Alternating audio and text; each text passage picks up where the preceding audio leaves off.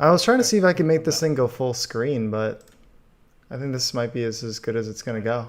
I like the interface though. I like Yeah. the vibe. Yeah, it's got a pretty chill vibe. There we go. Now I'm like full screen. So, thanks guys for coming back. You guys are like our regular crew. Well, this is like the regular crew here. Am I a co-host yet? Yeah, I mean, you guys are like pretty much upgraded co-hosts. So just so everyone knows, my name is Chris Higgins. I'm the host of the Deep Dish Show, and today I am joined by Rudy Pelrine What's up? and Alex Poyman. What's up, everybody? So we've been enduring, guys. I mean, Chicago winter I'm pretty sure this is the first winter ever. There's never I'm 30 years old, but I'm pretty sure this is the first winter that's ever happened. Yeah, that's what I've been hearing. The first real one, man. Like I was walking outside today. I was like, I cannot recall a time that I've seen this much snow in Chicago. And there are some like legitimate concerns. Like I'm like looking at I'm like, yes, it actually kind of sucks. But Rudy, how's it up in Madison? There's a snowbank taller than my windows. Holy shit. That's awesome. My brand new hybrid car couldn't start the other day. Oh my gosh. Is that because it's a Like, hybrid? it eventually started, but like I was shocked that like a push button ignition car couldn't start. It was so cold. Holy crap, dude. Yeah, I'm lucky that I don't have to deal with a car on a daily basis in the city. Like, that's been nice. Although I don't have to leave my apartment, like, ever, too. So that's kind of part of the deal. So, anywho. I mean, I'm just playing Minecraft anyways. Yeah, so anyways, you know, the Deep Dish podcast, we are a kind of variety podcast. We like to talk about video games, movies, TV, music. Last week we even did an Ableton tutorial. So we're kind of all over the place. Our last actual podcast episode, we talked about, what did we talk about, Rudy? Cyberpunk? Yep, We Cyberpunk. talked about Fooly Cool. Yes. So those have been some of our previous episodes that you'll have to go check out. But today's kind of just a loosey-goosey episode. I wanted to catch up about what you guys have been up to, what you've been playing, what you've been into. But before that, I have a controversial prompt for today's episode. I am also a co-host / producer for Star Wars Loose Cannon, and I like to tweet from it. And I tweeted, what is the test of a true Star Wars fan? And I just like to, the reason why I said, well, I don't know. I don't want to give away my hand. I don't want to tip my hand too much. I have a strong opinion. I would like to hear that. So Rudy, can you tell me what your thought is on this? Because I have my own opinion, but I want to hear yours first. Criteria for being a fan of media is identifying yourself as a fan of media. Okay. And what do you mean by that? It is a fan is a word that we use to describe ourselves so that we can find other people with like interests. It is not a word that other people use to create hierarchies. Therefore, the only criteria for being a fan is calling yourself one. Okay. So then there is in your mind there is no real hierarchy, although some people might like to just try to establish one. Yeah, I mean, like, there's people who enjoy comparing knowledge of obscure subjects, but I don't think any of those people are more or less a fan of things. I think being a fan of a thing just means you like it. Okay. And you want to identify yourself with the community. Like, if I call myself a Star Wars fan, that means I want to identify myself as a person who likes Star Wars. Right. Okay. I pretty much agree with you, but Pocho, I want to hear what you say. What do you think? So Rudy, you're saying that there aren't like tiers to fandom, or No, I just, mean, like, you can that's the like base something criteria? you can like something more or less. I would just argue that you can only apply those labels to yourself. Gotcha. I Yeah, think yeah. when people try to apply those labels to each other, you get into dangerous situations and really shitty gatekeepy behavior that makes Yeah. fandoms worse. Like you don't have to reach Um, like a certain tier of like, oh no, you're not a real fan of music because you don't listen to X number of artists a week on yeah, Spotify. yeah, I think that's what I'm getting at. It's not that there Uh-huh. are tiers. Obviously, like you can be like a casual or a hardcore fan, but those are both words that you should apply to yourself.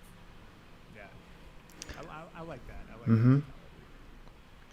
I like that mentality too. I admit, I think that the way you look at it, Rudy, is the correct way. But I feel that it isn't actually. I think a lot of people don't actually hold up to that standard. Oh no, that's not how people act. That's just how I Yeah. wish they would act. How do you think people act? Like, how do you guys think people actually act? Because this is what your response is like what I think that luckily a lot of people that follow us, Star Wars Loose Cannon account, are into like trying not to spread like toxicity because there's plenty of that around Twitter, especially when it comes to Star Wars. And so a lot of the response was, hey, if you like it, then you're a fan. Like a lot of it's like that. And I'm like, okay, I kind of agree with you. But what do you think is the idea? Like, what do you think people have in their heads, like in overall, like different types of fandoms about what it means? If you had to guess. Depends a huge amount on the fandom. But stereotypically nerdy fandoms tend to be more hostile the less likely you are, like, the type of person you're presenting yourself as, the less likely that that person stereotypically would have liked that thing, the more hostile a fandom will be to you for identifying with it. Oh, so if you don't meet the mold of what they think a fan should look Yeah. like or There's act. a bunch of ways that can happen. I'm not trying to make it like a politics thing, but I just think like if you seem like a person that wouldn't like that thing, a nerdy fandom is probably not going to trust your word. You seem like an outsider. They will be kind of gatekeepy. They'll be like, "Are you really into this though, or are you just looking for like the cred?" So there is like a little bit of a gatekeeping, but I guess that's kind of how culture works, right? Yeah, It's human behavior. yeah, I think rightfully that, or like, wrongfully. specifically nerdy fandoms tend to be the most extreme.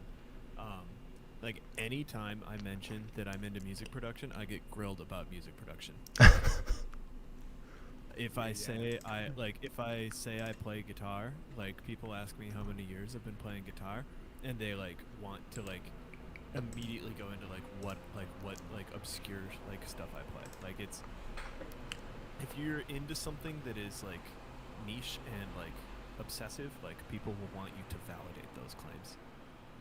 Yeah, and I feel like if people consider like their personal fandom towards something like music or Star Wars or whatever it is, if they consider it like a part of their identity, yeah, they tend to be more like defensive and gatekeepy about stuff. Where it's just like, I'm stoked whenever I see anybody I like obviously like into guitar, but I'm not like so deep into it that I'm just like, oh no, you're playing a Squire, you're not a guitarist. I'm like stoked when I see somebody pick up a guitar and even like just want to learn to play guitar because it's something that Hell I'm yeah. passionate about. It's cool to see like other people passionate about that same stuff. Yeah, I gotta start somewhere. yeah. By the way, Rudy, apparently your level sounds a little low, but I'm not sure what we can do about that. I'm quiet, or Yeah. You sound a little quiet. Apparently, You gotta throw the robot voice on. yeah. Joe's in on. He's watching from Twitch. turn it up. I can turn it up until it's Yeah. That speaking. Is this better. definitely is better than before. Yeah. Sweet. Yeah, for me it's fine, but I don't know what it sounds like for people that are watching or stream. So, anywho, I have like my own idea about this too, because I'm thinking about specifically Star Wars because that's kind of my biggest fandom. Like that's what I've been part of most of my life, and I don't even have a logical way of really even telling people about when something's been with you for so long. It's hard to be logical about it in many ways. So you just have to admit that. And I was thinking, like, I agree with everyone. I don't think that there should really be a gatekeeper, like, way, like, that I should be able to ask you one question and then just decide. But then I realized I did have one. And I don't know if anyone would give me a lot of pushback on this, but if you said no to this question, I would say I don't believe you're a true fan. And if you said to me that I don't like the original trilogy at all, I would say I don't really think you're a true fan of Star Wars. See, now we're talking about differing like definitions, because what you mean when you say fan of Star Wars implies like a point of reference that some people might not have. And Hmm. so the problem isn't that people aren't a real fan; it's that their relationship with that word, Star Wars fan, is different than yours. Hmm. Um, I get this a lot with music, specifically around like obscure metal genres, because I think like words have meaning, like language has value, obviously. And saying like you're into Cascadian black metal means like you like a very specific sound, and a lot of people might have issue with like categorizing music to that level, and they think like, well, it's dumb. You just like what you like, and all these genres just serve to like build up gatekeeping. But like, it's helpful because you mean a thing, and people will generally understand what you mean. Hmm. And so, I would argue that the dissonance you're experiencing when you say like someone isn't a true Star Wars fan if they don't like the original trilogy, one, I would probably agree with you because I probably have the same definition of fan that you do. But I could see why somebody wouldn't because they might be a lot younger, or they might have a very different Hmm. like, I could see a person being a hardcore Star Wars fan and just watching the Clone Wars animated series. You know? And that's their Star Wars medium. God, that Like, really hits with me, their, actually. their Star Wars like idol is Ahsoka Tano. Like, it's not Luke Skywalker. Like, I that would make total sense to me, and they wouldn't be a true Star Wars fan by that metric. You know? Yeah, damn. That's interesting. It's a Yeah, I really feel good like point. all the movies are obviously the foundation, like that's the origin of that whole world. But there's so much that's been built on it that like, I mean, yeah, like to your point, is somebody that's like younger that doesn't have the nostalgia for the original movies, but has been exposed to all this other media, video games, books, what have you, like. They could just really love that world and maybe not necessarily love the plot of the original trilogy. Like that's, I mean, It's just, Maybe it's just old. It's too boomer for they're them, you know? movies, but yeah, I feel like yeah, I could totally see somebody that's like, think of like a 12-year-old kid or somebody that is like, they knew like the newer movies, they grew up with that instead, and then that's what they'll be nostalgic for. Like even though I feel like the majority don't really like the new trilogy that much, but it's a different time. yeah, and that's ultimately why I came to this question, because every time I scroll down Star Wars Twitter, I just see definitive statements like The Last Jedi is the best. If you don't like it, you just suck. And like, oh, if you think the sequel trilogies are bad, then you're just stupid. And I'm like, guys, I'm sorry, but why are we berating each other about what we like or don't like? Like, if you don't like a movie, I have no problem with that. You can bring that up with like like whatever you vibe with, like cool. It's great. You don't need to explain yourself if you like something. But I get so annoyed when I see other people berate other fans about what they do or don't like in the franchise. Like, you know what I mean? Like, this just really annoys me. That's what you get with these like massive extended universes that mean a lot of things to a lot of people. I don't know this, but I would bet you see the same shit in the Marvel Cinematic Universe, like with people who were comic books fans like back in the 80s or 70s, and then like the millennials now that have superhero arguments about the huge budget movies. I would bet there's a similar divide. Yeah. Yeah, with me, it's like I feel like you can just criticize the movie if you're looking at it from a critical angle, which by no means is anyone obligated to do that. But I feel like you should be leveling your criticism like towards the creator of it, like be like, hey, or like just towards the movie itself.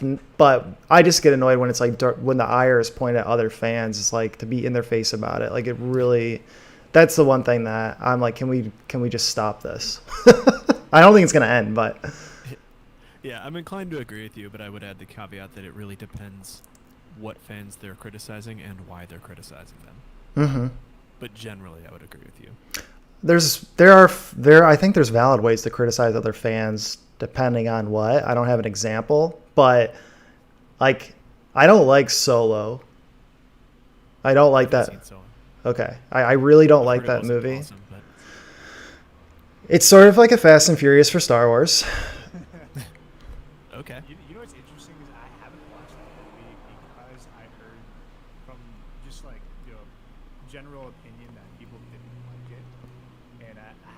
inclined to watch it, which is kind of a bummer because like I'm sure it's a fine movie. It's probably like relatively entertaining, but it's just like that's enough to like have deterred me from like scrolling through Netflix or whatever and like, oh no, I don't want to watch that right now. And that's like a weird kind of like subtle gatekeeping that just like works its way into your brain. The culture has decided that this is the bad media. What this is really telling actually, because I'm someone that like identifies myself with Star Wars. Like I love Star Wars. So I would just go see it. I'm just going to go see it. But then if you're like at a little bit other level where you're like, I really like Star Wars, but like if I don't see at least a little bit of hype, I mean, I might just forget about it. I just might pass, you know what I mean? Like I might just pass on. I think that describes that movie because it did have people had a bad taste in their mouth after The Last Jedi. And I don't think people were excited yet for another Star Wars movie. It's every few years or at least like once every 2 years, and it's like boom right after, and like we're not ready. So I'm gonna reveal myself as a base tier fan of Star Wars. Which one was The Last Jedi? Was that the second one? Is the second one of the newest trilogy. It was the one that started to really divide people before the third. What is it? Rise of Skywalker. Rise of Skywalker, like. Made everyone come together on how bad that movie was. The Last Jedi like really divided people. Yeah.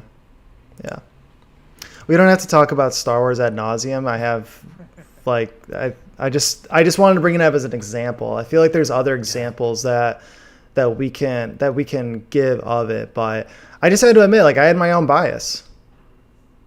Like it's rightfully, I'm not saying it's like a correct bias, but I just feel like I would have a hard time identifying with other fans that just don't have a baseline of being like, we all like that. We at least agree here, right? You're just fans of different things. Star Wars is so big.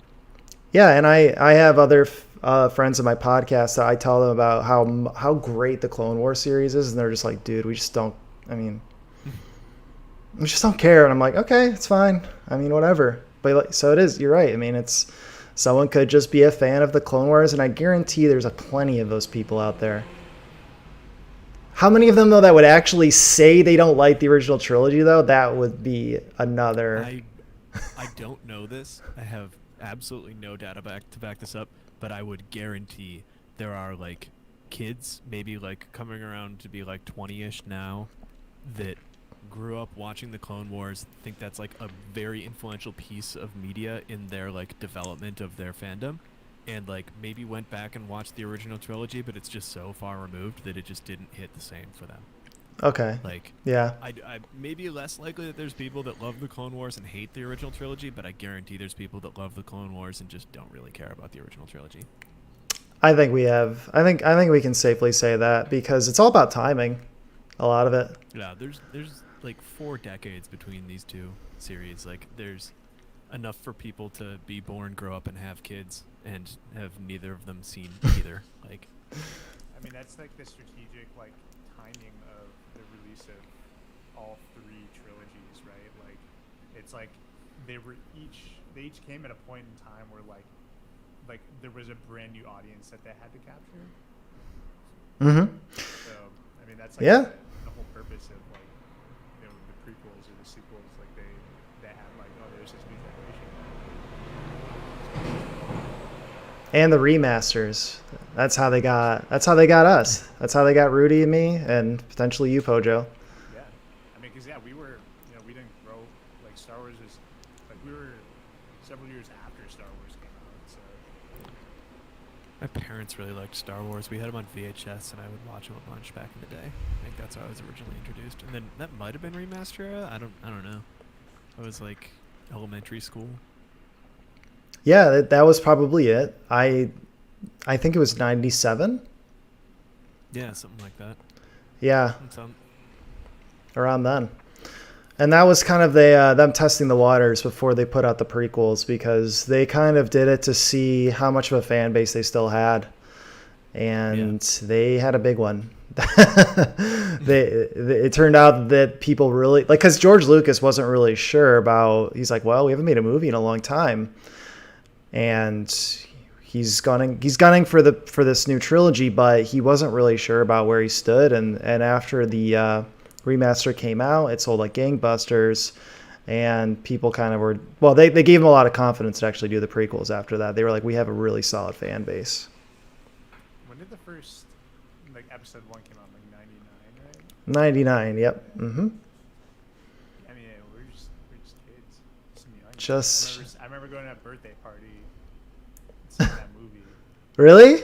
Yeah, that was like the birthday party. It was like group of kids just going to see Star Wars episode 1. That's awesome. Pod racing game was out on Nintendo 64. Oh yeah, baby. It's so frustrating. It's so fun. Great game. Great memories of it anyhow. Yeah. Maybe not if you were to play it today. Yo, I got a question. Mm-hmm. Since y'all, the three of us are like, I feel like among our group of friends, among the few that play single-player games regularly, what was the first single-player game that you like completely lost yourself to? Oh man. Define that however you like. I have my answer because it came to. I mean, if I had to think harder about it, then I think I would just be doing myself a disservice because of how quickly it came to mind. I have an answer that came to me instantly. So did I. Yeah. Mine was Zelda. Zelda? Yeah, Ocarina of Ocarina Time. of Time? Yeah. Cool. Mine's a similar vintage to that, but I didn't have a Nintendo 64, so. Okay. Mine was Final Fantasy VII. Ooh, that's a great answer.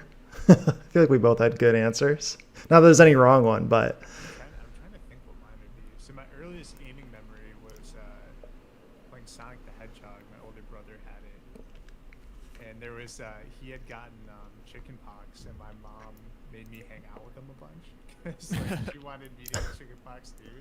So I remember hanging out in his room, which I was never allowed to go into, and we were just both just like covered in chicken pox playing Sega Genesis, the Sonic the Hedgehog. oh Like, man, really into that game. the original. Super Mario, yeah. I think it was the first one. But probably Super Mario World would be mine. Like that game is amazing. That game is still like, oh man, I love that. Like Hell yeah. there's so many like secret shortcuts, and you just like you would lose yourself. I've seen videos of people speedrunning Super Mario World, and it is wild to me. All the old Mario platformers that I thought I was pretty decent at those games, and then I've seen how they're supposed to be played, and it's like opening a new door. Yeah, there's like the fact that people are still like kind of discovering new ways to like speedrun the game after it's been out for what 30 years at this point is insane. Yeah. The other I would have said Ocarina of Time too. Outside of that, I remember Ocarina of Time renting it from there was this store. It wasn't Blockbuster. It was called Video Update.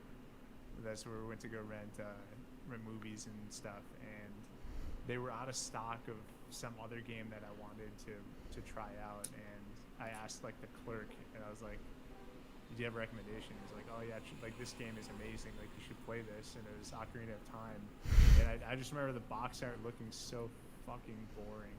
It's like a sword and a shield. Didn't it have the gold cartridge though? That's what I was thinking. I think they had some of them were the gold cartridges. I couldn't remember. Majora's Mask had a gold cartridge for sure, and Ocarina of Time did in some version, but I just remember being like, this game does not look interesting. Because as a kid, you go to the video store, you're like, oh yeah, that box art's sweet. That game is probably really Yeah, it just had the sword and the shield. Yeah, it just had. I think there was nothing.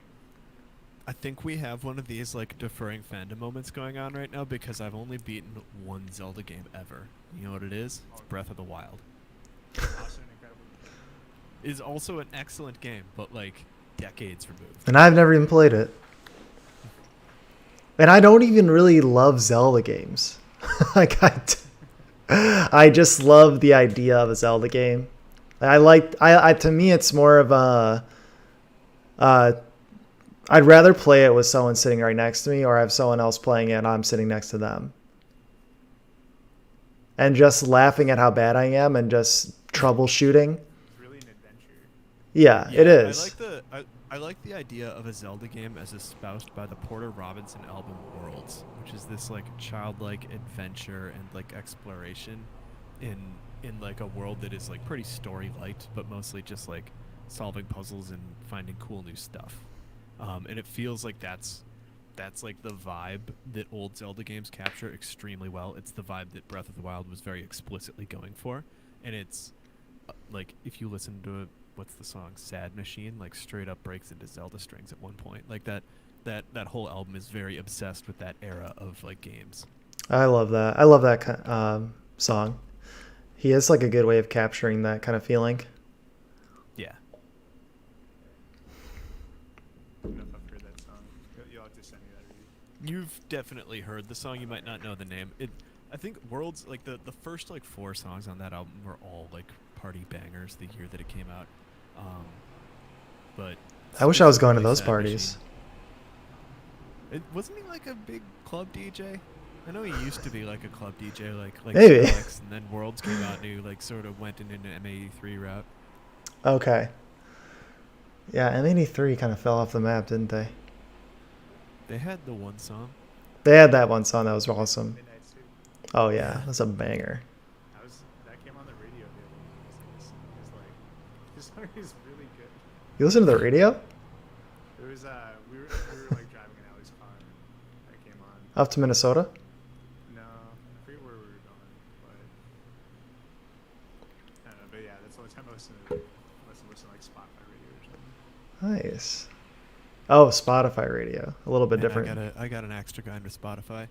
They added a feature to Discord where if you're listening to Spotify and you're on a voice chat, it will mute your Spotify after 30 seconds so that you can't broadcast Spotify to people in a Discord chat, which seems innocuous enough, except now I can't blast Kiss from a Rose into the voice chat every time I'm playing Minecraft and someone else joins the channel. You blast 30 seconds of that.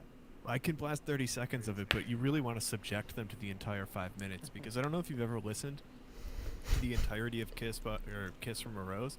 That song is 5 minutes and like 15 seconds long. It feels like 5 hours. I have never seen heard a song that is that just laborious to get through. They managed to have 4 choruses in a 5 minute song. I don't understand it. Wow. Yeah. It's a beautiful song. That song's a joke. That song is Yeah. a lot of love in that song. Laborious is a good way. I love listening to laborious music. Favorite subgenre. No, I'm like the most poppy guy, I think.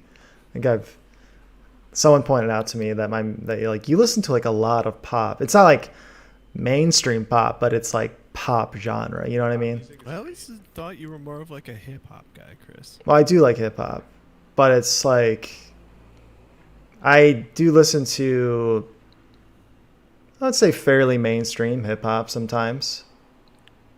I can't even think of but like lately I haven't gotten into anything like, oh, this is a rapper on the scene like that I'm really excited about. Like I can't think I've thought that for like the last 2 years almost. So what you're saying is you're not like a real hip hop fan? Yeah, man. Dude, it's like musical horseshoe theory. Like you start getting into music and then you like the popular stuff. You get really into music and you start to make fun of the popular stuff, and then you get really into music and you realize why the popular stuff is good in the first place. Yeah, I've definitely gone through that. I'm using this as a way to explain that I love Carly Rae Jepsen. Who doesn't? Unironically, like amazing pop artist. Oh yeah. I don't know when I became like comfortable with just liking pop, like mainstream stuff, but I was not comfortable with that maybe in college. Like It goes through that phase. Yeah. That's how you know you're into music, is like you have the moment where you're like, I don't think I need to listen to radio rock anymore, and then you come back around. I can't listen to classic rock anymore, I don't think, though. Like the stuff that they Never that into it. I loved it, but that like when I was in middle school, that's what I grew up on, and I'm glad because I think it's a good foundation. It's funny because the definition of classic rock is continued to change. Like that slider keeps moving. So Is Blink 182 classic rock? Yeah, I would say so.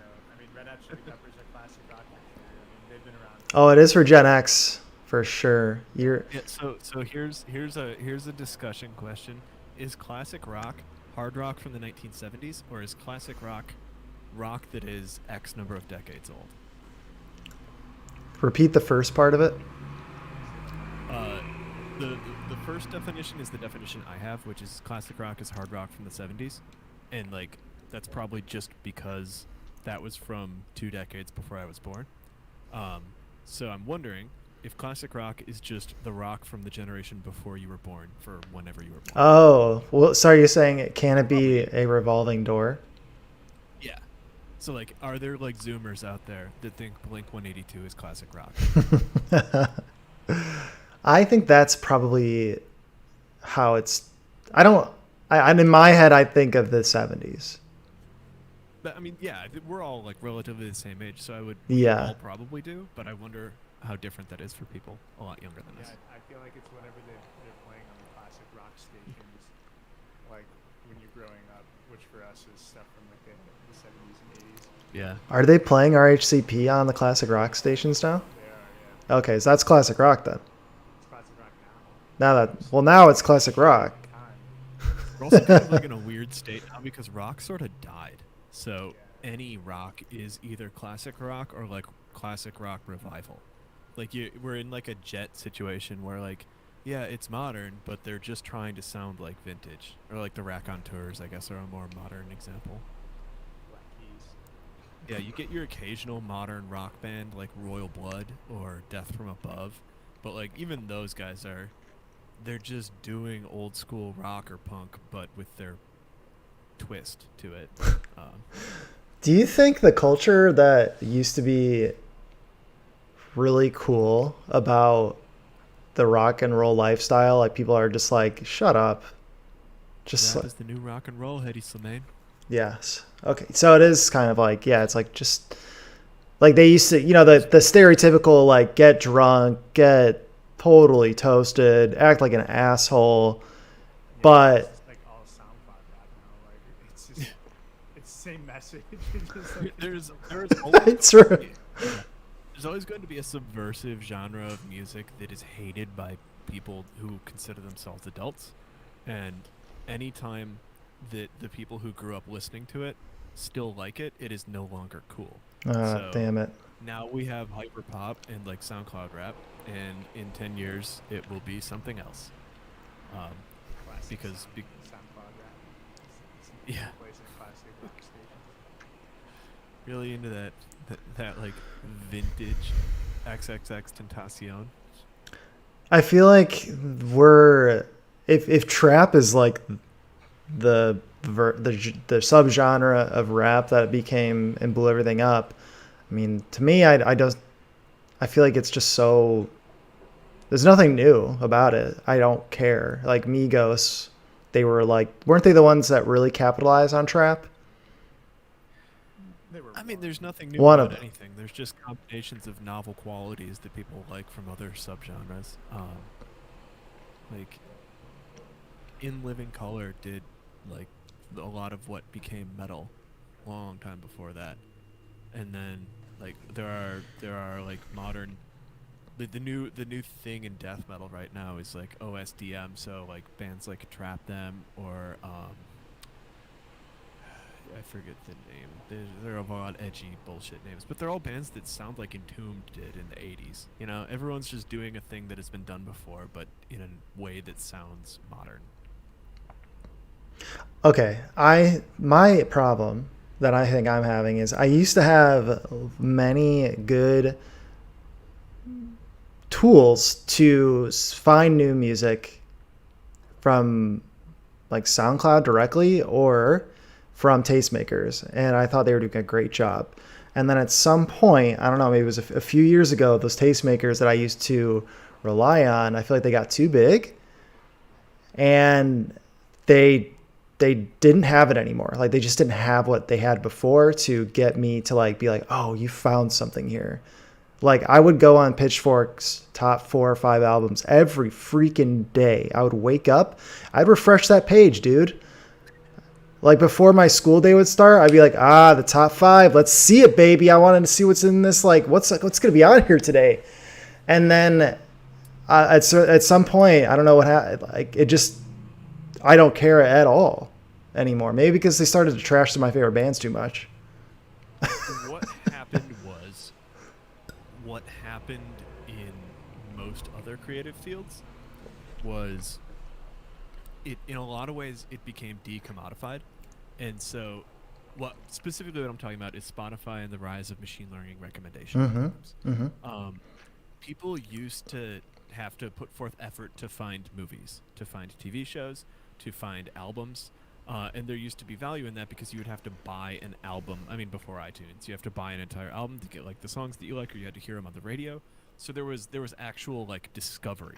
Whereas now you have your Discover Weekly, and everyone is just constantly amassed in this like endless suggestion algorithm that guides them down to hyper focus on like the 2 or 3 qualities that they think they like in a given moment.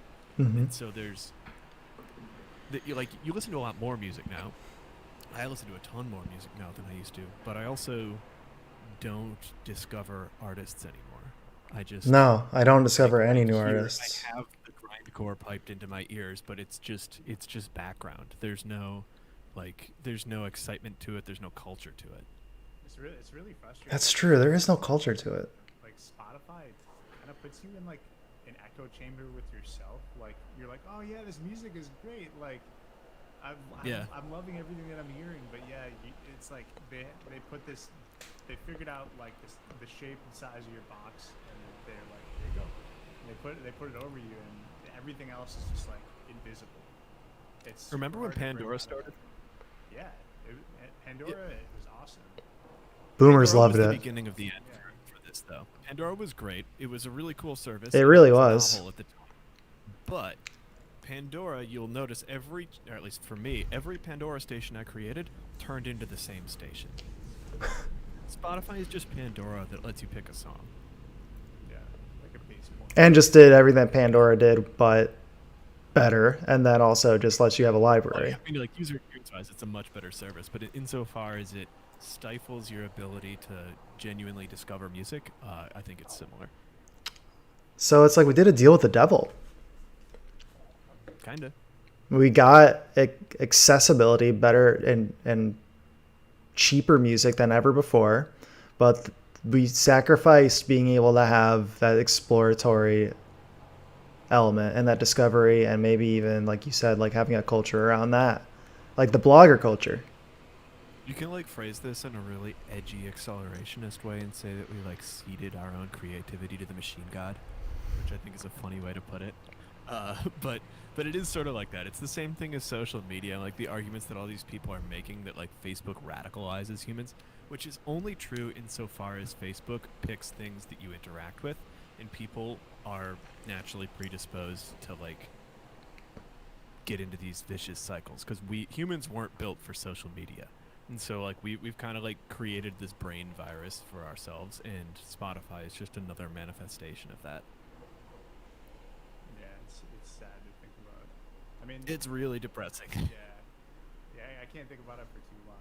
I wanted to add like one other thing too is like with all these streaming services and just like the amount of content that's available for you for such a low cost, nothing really has weight to it anymore. Like, I felt like as a kid, like if I were, unless I was like, I pirated a decent amount of music, but like a lot of the stuff I would, buy off of iTunes or something, and that was like, oh yeah, I bought like this is the album that I have for this month, and I would listen to it over and over and over and over and over again, and it was like, Yeah, me too. things have a lot more weight to it, and it's I've noticed that in video games too. Like if you're getting a ton of games for cheap, or like Xbox Live, like Game Pass is super nice, but I end up not playing anything on there because I'm like, oh, it's free. There's no like free, but there's no weight. Like I didn't spend $60 in this game. Like there's no urgency for me to play it. Like I'm not losing out on anything by not playing this, other than like, oh, I took the time to install it. It's a weird And that's why I've made the conscious statement to myself that it doesn't matter what is offered on any subscription that I have. It doesn't matter the cheapness of it. It doesn't matter the sunk cost for me. It's about what do I want to be watching right now? What do I want to be listening to right now? And how do I go get it? If it happens to be on the platform that I have, then that's great. But a lot of times it's not. And like, if I really want the new Call of Duty, I just go and get it. And I might feel like stupid about paying the $60, but it's what I really wanted to play. Like, I just wanted to. It doesn't matter that there's 100 other games that are there basically for free. I don't care. And the same thing is like with intention. It would be better that way. Yeah, I mean, that's a good way of putting it. But I'm like, I just know myself at this point. Like, and there is this interesting video that actually my boss showed us like a week or two ago about how there is only a limit of like all of like content that you would actually really love on all of these platforms, like that you would really enjoy.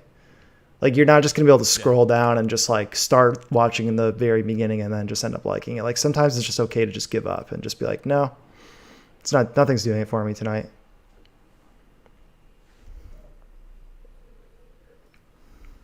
Yeah, except that I've been stuck in my house for an entire year and I'm running out of Netflix. Except you don't understand, Chris. It has to work. It has more to do with the world than it does with what's healthy. True. There's no more content in a sea of content. And I'm watching some bad animes, let me tell you. Oh my God. Can you tell me about your trash anime that you've been watching? I'm watching Gantz right now, and it's awful. Gantz? It's Gantz. Gantz. Okay, that's how it sounded.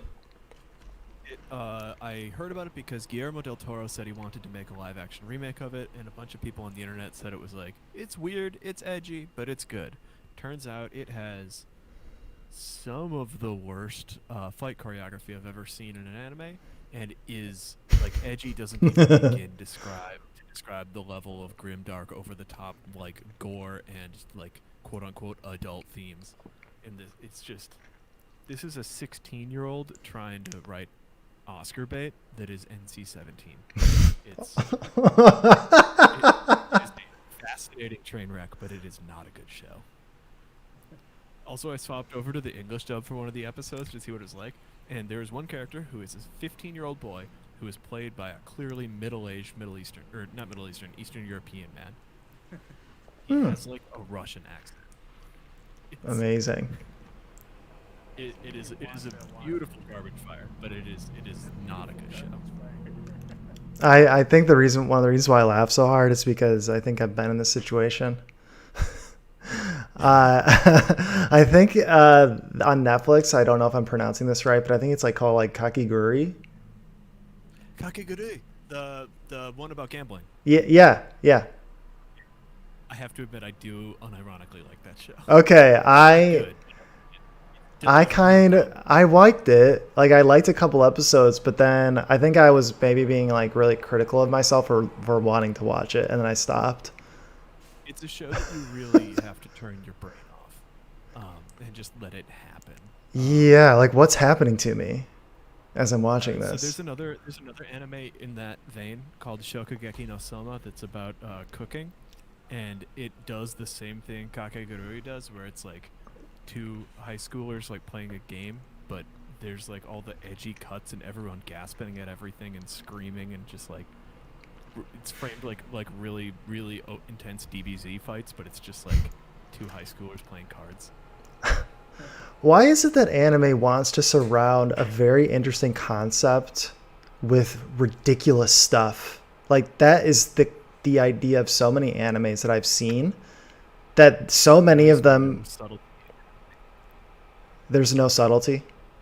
I don't know why this is, and I have my opinions that anime is made in such large quantities, marketed at such a small niche of people that will spend so much on Blu-rays, and has such a like niche culture that it has ended up like over selecting for like a very specific type of storytelling and a very specific type of fan service. But like, I'm I'm trying to think, like animes that people like even have this flaw where there's just nothing can be implied, there's no symbolism. There is main character straight up telling you what to believe in every single scene. And the animes that like rise to the bar of just not doing that are considered the greatest animes of all time. Like things like Fooly Cooly and Cowboy Bebop and like Neon Genesis Evangelion, like these shows that have just like the tiniest shred of symbolism to them are like considered masterworks. Do you see? Thing is the bar is much lower. It is. It's there like isn't a bar. What I'm calling out It's right so now low, is there's Attack not on even a Titan and bar. Sword Art Online. Those are trash animes, and I don't care how many people love them. They have no subtlety. Attack on Titan has no subtlety at all. Like I No. 100% agree with that. I couldn't watch it because it was too overbearing. I wanted to. There's some good stuff in there that I liked as like a fan of shonen, but I'm sorry, I There's a can't couple- handle that overwhelming emotion like in every Yeah, single the- scene. Like jump cuts to close up on person's face as they gasp or scream is just not. I don't know. It can be played for laughs, and I realize that. So Attack on Titan has the same director as Death Note, and there's a lot of similar like extremity going on. I can kind of see what they were going for, but it just doesn't play as funny to me in Attack on Titan. It plays as like really corny. I don't ever remember wanting to laugh in an Attack on Titan. I may It's have. not like overtly funny. It's more just like this is like a campy like action thing that it's supposed to be like heightened and like Ugh, ridiculous. I feel like a lot of it was like horrifying to me. I know I just think that how gruesome it is at times. I just am like, this guy's watching his mother get eaten alive right now, and it's like, Unless it was that intense. and it's by like a Oh, yeah, no. yeah, right? Am I? Attack on Titan would be like an HBO show. Oh wow. It's Yeah. it's like it earns its TV MA rating. I've scrolled past it like a dozen times on Netflix, and yeah, I'm like, oh, it seems like that's pretty popular. Like maybe I should watch People. So this is Attack on Titan is an anime like Snowpiercer is a movie, and that I have an opinion that's very different from the orthodoxy. People love Attack on Titan, so maybe you'd like it. It's a really well reviewed, well respected anime. It just didn't do it for me. that. I'll give it a shot. Yeah, I had like a It's very well- specific reason for not liking it, and I guess I don't see myself going back to it and being able to get over it. I sort of have the same problem, sort of, with My Hero Academia. Because I think I appreciate more stoic main characters in my anime. Hmm. I think that's just a personal preference. It's not like it's better or worse. So I picked that back up because I watched like half of it and then I just like kind of fell off. Mm-hmm. And that show is really interesting because like the main character is like I'm sure people love the main character in My Hero Academia. I hate him. I'm not. I'm like, oh, he's fine, but like I watched that show for like all the side characters are so good. They're like just much more interesting in my opinion than the main character. So it's Yeah. it's an interesting anime. That one is like relaxing to watch in a way. Like it's just like not too overbearing or intense, but it's just enjoyable. I haven't been watching like a ton of anime, but When are you gonna start watching Hunter x Hunter, guys? I need to at some point. I should watch something that's actually good. I don't know. Just I've realized that I think I like anime, but I actually just like Gainax shows from the 90s. and Neo Yo-Yo. When you think you like anime, but you actually just like Gainax shows from the 90s. Well, I guess Gurren Lagann isn't technically from the 90s, but it's close enough. I want to be able to talk about this more with someone. Rich is he's watched it, but we only talk like on Discord a little bit in like text. But So I saw the first episode, Chris, and I was like so unbelievably not drawn in to like, because Rich has been raving about it, and you had started watching it, you were raving about it. I was like, okay, Yeah. this has got to be up there. Like, I feel like we have pretty similar tastes and all that stuff. And I watched like the very first episode, and I've never had less of a desire to continue watching a show, and I don't know what it was. I was just like, I don't know. Yeah, go ahead, Rudy. Just the commitment you need for some of these big shonen shows. Like I like anime because I'm signing up for either 13 or 26 20-minute episodes. Like that's the coolest thing about anime is that it's like, 3 to 5 hours and then it's over and it tells its story and it's done. And I think that's really cool because like you don't get that a lot in Western TV. And then you'll get like a Full Metal Alchemist Brotherhood. It's like, oh, this is 80 some episodes, or One Piece that's at what 800 episodes now. And these shows like Full Metal Alchemist Brotherhood is absolutely a good enough show to warrant that length, but it's a tough bar to cross like when you're just starting. It is. I think I'm just gonna try to like just dispute anything against Hunter x Hunter, so just know that in advance. I'm just gonna try to convince you. Like Hunter. It's a really good show, so the nice thing about it, guys, is that they have really self-contained arcs. So if you just want to piece out after an arc, you pretty much can. Like it's kind of its own self-contained story. So if that helps you feel less overwhelmed, I think that will help. I feel like, yeah, Dragon Ball has arcs, but this show doesn't have as much filler. Like it has almost no filler. There's like 1 or 2 filler episodes which are like, hey, here's an arc recap, and I already know that what the episode is going to be before it starts, so I just skip it. But other than that, like I would hate if I was a kid and that was my Saturday morning though. Although no, I don't know if this would be a Saturday morning cartoon. But anywho, if I was watching this week to week and I found out that the episode that I've been waiting to watch was like a recap episode, I'd be really pissed. Thank God for streaming. I think it was a Saturday morning cartoon when it came out. Okay. Anything could be a Saturday morning cartoon. Anything can be a Saturday morning cartoon. I love thinking about the fact that like small children were probably traumatized forever watching their like Monster of the Week show that turned out to be about existentialism and the end of the world. That's heavy, dude. I know a lot of parents that probably would not want their children exposed to that kind of thinking. Oh no, they would not. Okay, one thing I will say about Hunter x Hunter is if you guys are going to get into it, I'm going to offer a disclaimer that I think would have helped me when I started watching it, was that you may not even care. But Pojo's like, I'm not going to watch this. You can say anything. It's actually the opposite. I want to watch it, but I was just surprised by how much I was not intrigued after watching the first episode. I can see that though. Like I remember watching the first episode and not being overwhelmingly impressed, but this show is really about like, you think it's like a shonen, so you just expect like filler, kind of build up, the traditional arc, which it does have that, but I think the difference is the way that it wants to establish the mindset of all of the main characters. Like it really, really wants you to understand what's going on inside in the head of all of the main characters, and it will go through painstaking lengths to make sure you understand that what they're thinking like almost at all times. And that's his style. Like that's a style. It's not, it's, yeah, so you're going to be like really in this character's head, which is kind of cool. But the characters themselves are interesting, I think, to like enough that you're like, oh, this is like kind of interesting. Like I like that about it. But I think I was like, I critiqued one of the last arc because I was like, look, like this buildup was just so freaking long.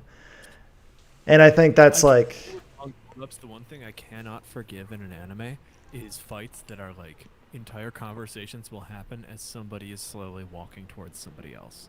Like that's what it is, except it's stuff going on inside their head. Like it is the total. Yeah. Like, Yeah. I cannot handle that. Like the like you go through somebody's entire past, but actually only 10 seconds have transpired and they're slowly walking towards each other about to like throw the one final punch that ends the fight. Like, oh, you will not like this then. oh no. This is like that times infinity, Rudy. Oh god. Shot, but that's worrisome to me. Like it's literally like a single episode will be, they will literally tell you how many seconds transpire during a 20-minute episode. They'll be like, Nice. and only 5 seconds happened. Like literally they'll be, and I'll be like this entire arc has been 5 minutes, but it's been 20 episodes. I'm exhausted. No, that's when I was telling you about how I had a criticism, that was it. Like I was like, you are trying to show me that this happened extremely fast. But in order to do that, you spent 20 episodes describing it. So don't you think that's a little ironic? Like that's a little bit it's a little odd, but like they are demonstrating what every character is thinking in their head as the battle's going on. And it's really intricate. Like these battles are extremely intricate. Like the tactics that are going on in each character's head is just like they're trying to play 4D chess.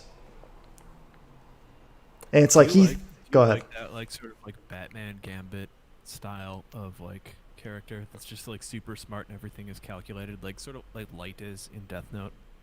Yes. Nice. I do. We should watch in any order Fate Zero or Monster or Code Geass. Okay. Code Geass especially is hilarious. It is like big dumb fun, but the main character is just so ridiculously smart that no actual human being would ever actually act like this. But Code Geass is great. It's a mecha show too, and it's like a longer mecha show that's just gets the scale of it gets hilarious. I'm glad that you like were able to make that connection between Death Note and Hunter x Hunter with the type of like tactical and like an analysis like going on in the character's head. Like that's totally what Hunter x Hunter is. Like it's kind of like that, take that Death Note but with action. Like that Death Note analysis going on in the character's head, like, he thinks I'm gonna do this because I demonstrated that I could do it 5 seconds ago. But because I know he's gonna do that, I'm actually gonna do this. And the other character's thinking like, well, he thinks I'm gonna do this, and I'm like, oh my gosh, like that's the kind of show it is.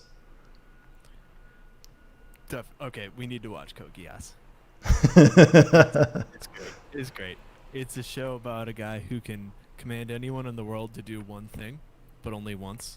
And so like that's his superpower. Instead of like having the Death Note, he can say like, I command you to do this, and so he sets up like his plan to rule the entire world that way.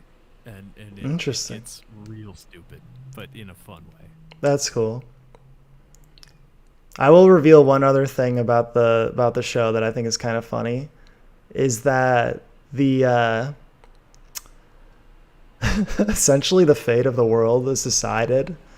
This is sort of a spoiler, but sort of not. The fate of the world is basically decided by a board game. Okay.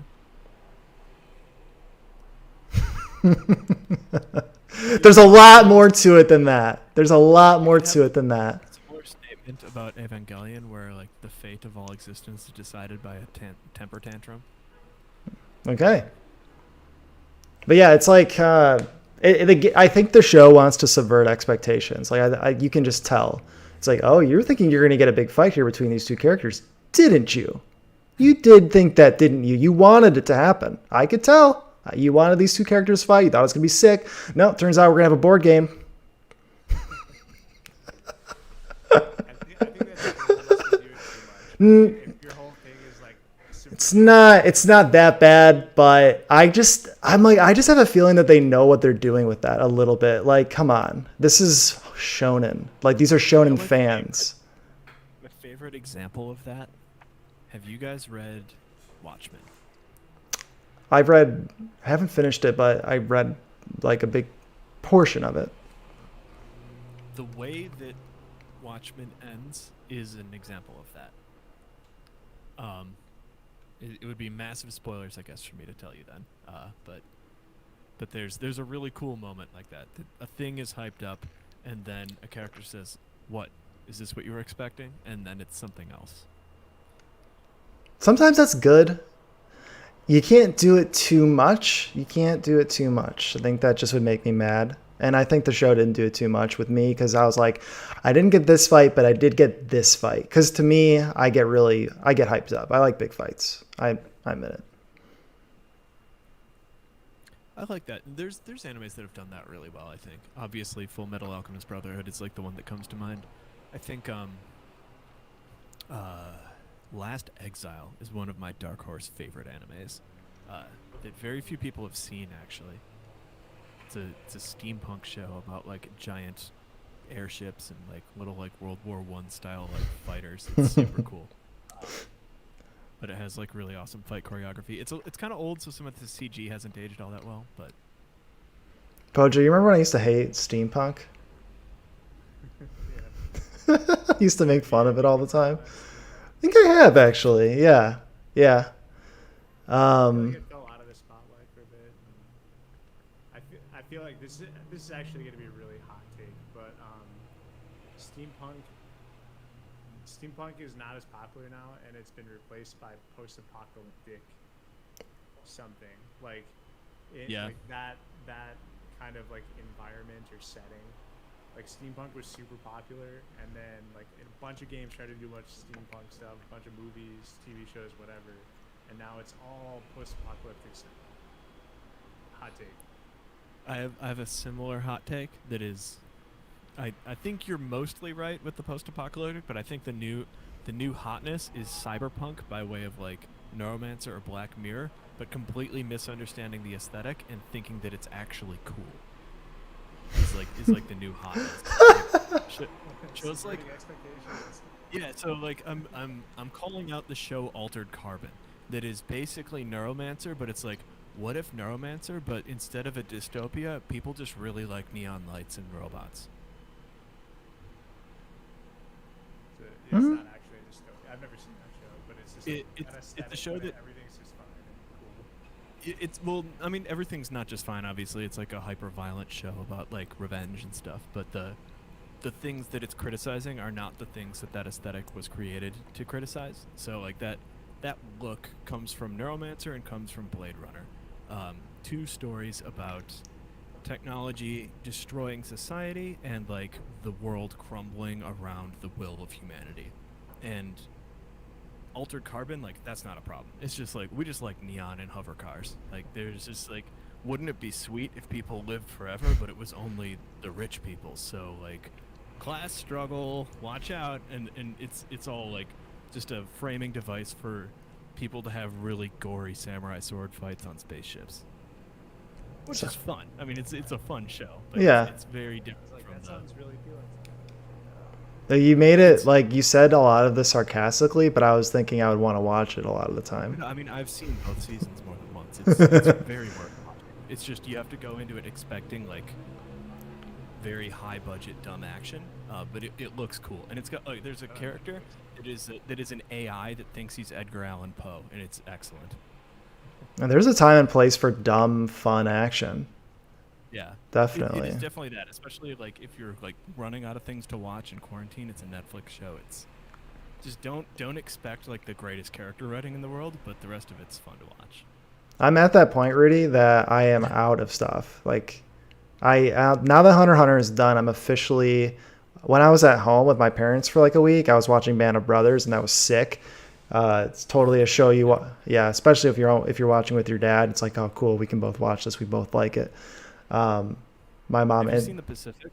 I have. I didn't like it, but it's been a long time. Maybe.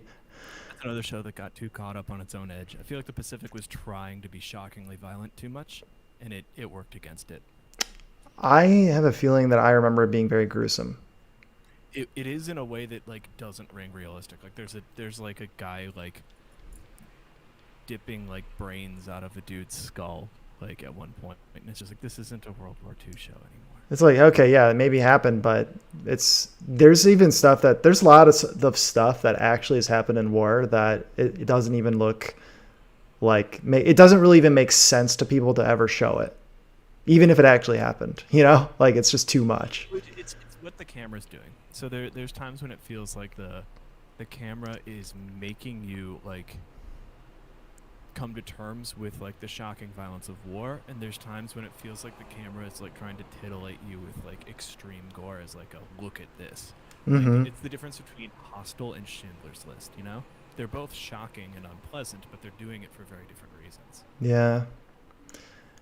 I feel like Band of Brothers, they like go, they tip the line on a lot of things, which is why I think it's so good. It's I like, like the original Band of Brothers. yeah, That's one of my favorites. like I guess it's a they miniseries. they glorify like the troops and their training and them being like going through something extremely difficult, but then they also like show that hey, there were some scumbags on Yeah. on like U.S. troops. They were, some of them were doing really bad stuff. Like Have you seen they're, Fury? yes, I have. It's a similar thing.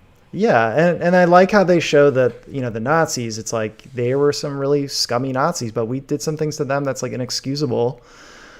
But we don't need to go into that. We already know that there's a lot of things the Nazis did that were bad. You know, like we don't need to go into it. But it's like, I was just about to say, like, World War II is like the one war you can make a show like Band of Brothers with, because it's one of the last times in history when there is a clear good side and bad side. yeah, yeah. I think we at least like we're all in agreement, like in the United States for the most part on that.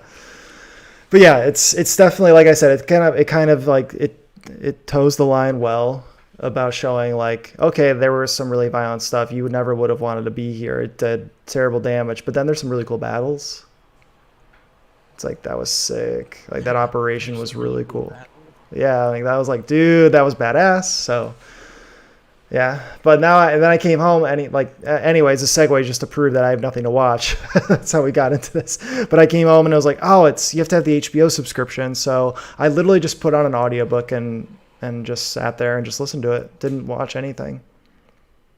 Hell yeah. I've just been reading a lot because I've running out of TV shows. Yeah. I wasn't aware that Poge was a fellow Murakami stan. Oh yeah, I for a while I had like a ton of his books on my Kindle. And I was Nice. just like slowly I read Kafka first, and then I still have like 70 more pages of Kafka. okay. But I it's read it like 4 years ago, and damn. I remember like pieces of it, but I just remember like the general vibe, and like I really loved the style of writing, or just like the mindset that it puts you in. I hate to do a thing where I just take one Japanese creative and compare him to another Japanese creative, because that feels crass. But it reminds me a lot of some like Studio Ghibli films, where like a couple like Miyazaki, like Spirited Away is what I'm thinking of right now, but also My Neighbor Totoro, where they're just like, there's this really strong sense of place, like the way that he chooses to describe very mundane and specific things. Like the book is more about like feeling like you're there and less about like any specific actions that happen. Yeah. Or at least that's the vibe I've been getting so far from, definitely from Hardboiled Wonderland, but also from Kafka so far. So Hardboiled Wonderland is the one with the Calcitex and like. Yeah, it's the two stories. It's like the Calcutech and then the guy who loses his shadow. Yes. Okay. I don't think I remember I started. I think I got like halfway through that because I was reading it on vacation last year, and then like I like just didn't pick it back up after we got back. But A lot of that one's nothing a little shorter, happens. right? It's not as long. Yeah, it's a little shorter, and like basically nothing happens until like 2/3 through the book, and even then, Okay. not a whole lot happens. It's Murakami. It's weird, but the vibe is a bit more cyberpunk. Like it felt like a little more sci-fi. Pinball 1973 is really good too. Nice. I have IQ 84 on the docket for. That's like the Some point. super long one. Right? Yeah, it's a big old hardcover that I found Yeah. used on Amazon. It was like the cheapest option, but it's this like giant library book. Yeah, that one's like 1,000 pages. Well, boys. It's I'd started reading. Have you ever read like any of the Neil Gaiman stuff? Did he do Cryptonomicon? I don't know. I read his book about Vikings. I've read Good Omens. I've read American Gods. That's Neil Gaiman, right? Yep. Yeah. Yep.